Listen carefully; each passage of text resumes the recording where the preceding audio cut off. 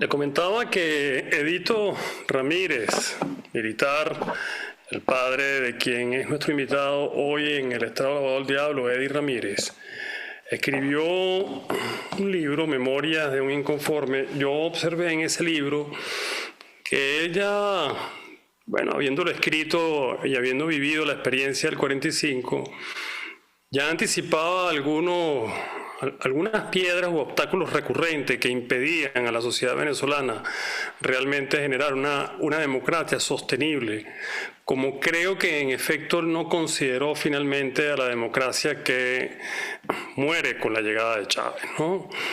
Él en ese libro denuncia mucho cuáles son las desviaciones, tanto ciudadanas, institucionales, como castrenses, por cierto, y también tiene otro libro, el Decálogo Castrense, donde habla de estos temas.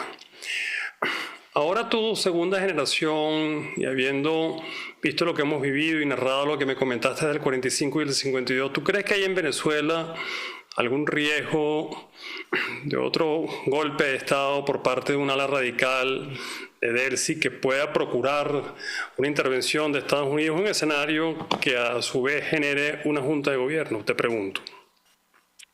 Creo que no, porque las circunstancias son completamente diferentes. En aquel entonces, la sociedad civil prácticamente no existía. Los partidos eran muy débiles. Hoy los partidos siguen siendo débiles, pero hay una gran conciencia política del venezolano. Entonces, no, yo descarto esa posibilidad. Ahí surgieron muchas cosas como consecuencia, bueno, de la dictadura de Pérez Jiménez.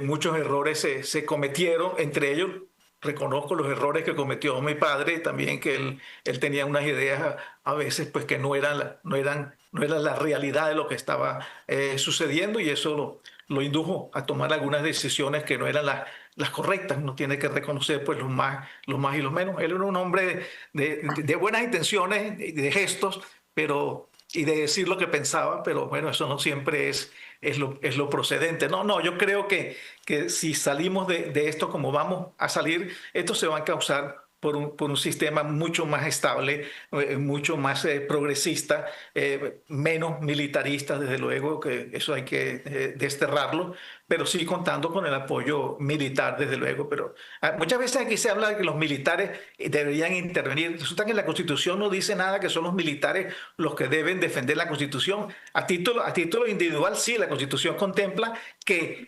todo aquel que ve que la Constitución está siendo violada tiene que hacer lo posible por recuperarla, por reintegrarla. Pero no la institución armada como tal. Entonces muchas veces hacemos unas críticas que no nos corresponden. Pues en estos días estaba oyendo unas críticas que decían, bueno, pero es que los militares el día de la elección exigieron que hubiese un pronunciamiento del TSJ y del CNE para intervenir, y es lo lógico. Nosotros estuvimos durante 40 años insistiendo que los militares no deben ser los que tienen la última palabra.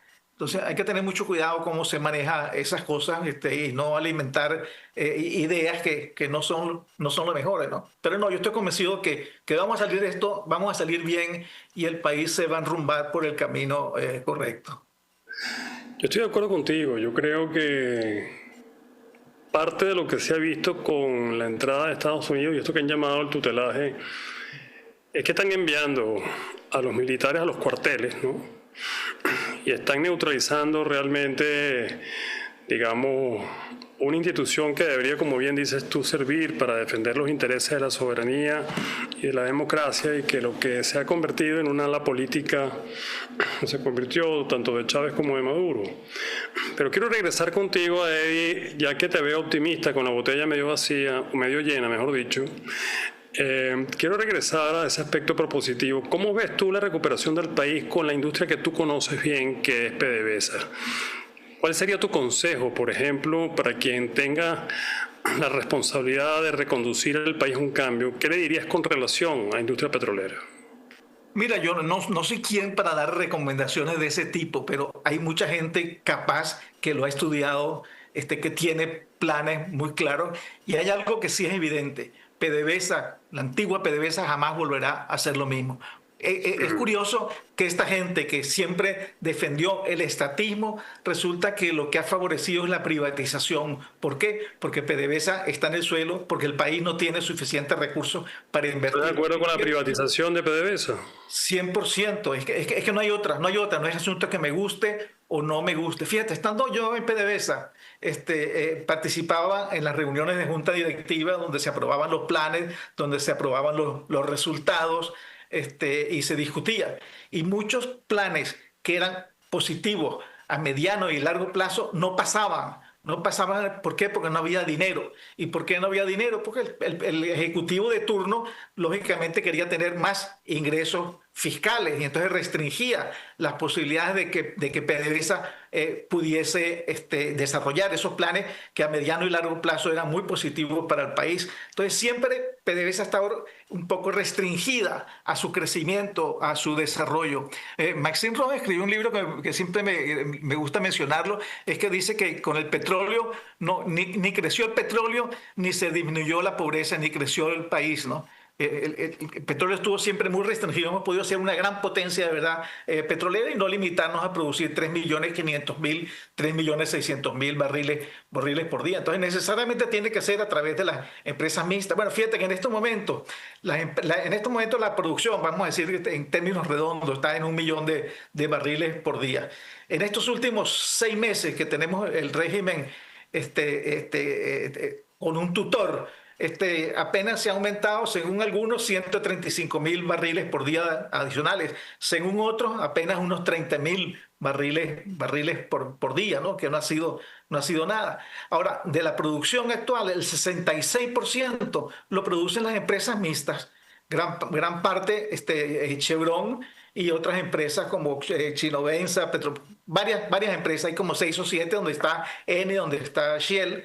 66% es de las empresas mixtas. Entonces lo que hay que hacer es sencillamente, incluso no hace falta las empresas mixtas, eso es un mito que hemos formado nosotros hace mucho tiempo, de que el petróleo es estratégico y como es estratégico tiene que controlar de la el ley de Estado. hidrocarburos que decretó Delcy.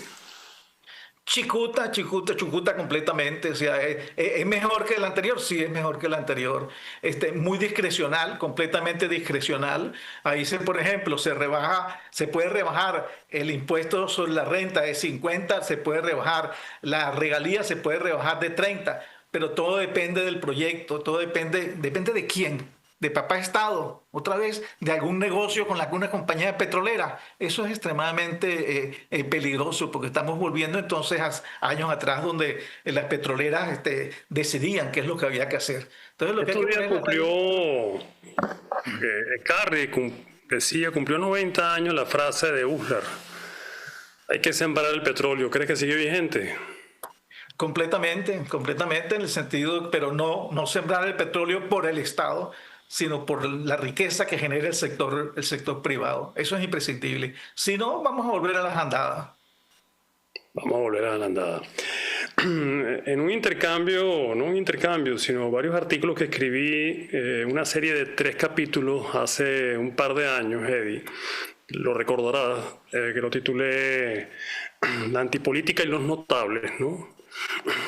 Uno de esos capítulos lo dediqué a algunas reflexiones del exministro Miguel Rodríguez de Pérez sobre lo que significó, digamos, las medidas tomadas en el segundo gobierno de Pérez y lo que considera él fue una reestructuración de deuda inédita que no se había hecho en el país. Y vuelve a tener vigencia esto porque ha vuelto a la palestra pública diciendo que no es posible que Venezuela hable de reestructuración de deuda. Quiero, cuando regresemos, apelar un poco también a tu visión técnica, que sé que eres especialista en temas menos economicistas, pero igual tienes experticia en esto, porque en ese momento intercambiaste conmigo algunas reflexiones que quiero volverlas a traer a colación. Ya venimos con el ingeniero Eddie Ramírez, expresidente de Palmaven, primer funcionario que Chávez votó en acto público y que realmente Eddie se siente a lo menos tranquilo con su conciencia porque fue un evento que no demostró otra cosa, como decía Václav Havel, que su verdad lo paga con la dignidad, así le cueste caro. Ya venimos.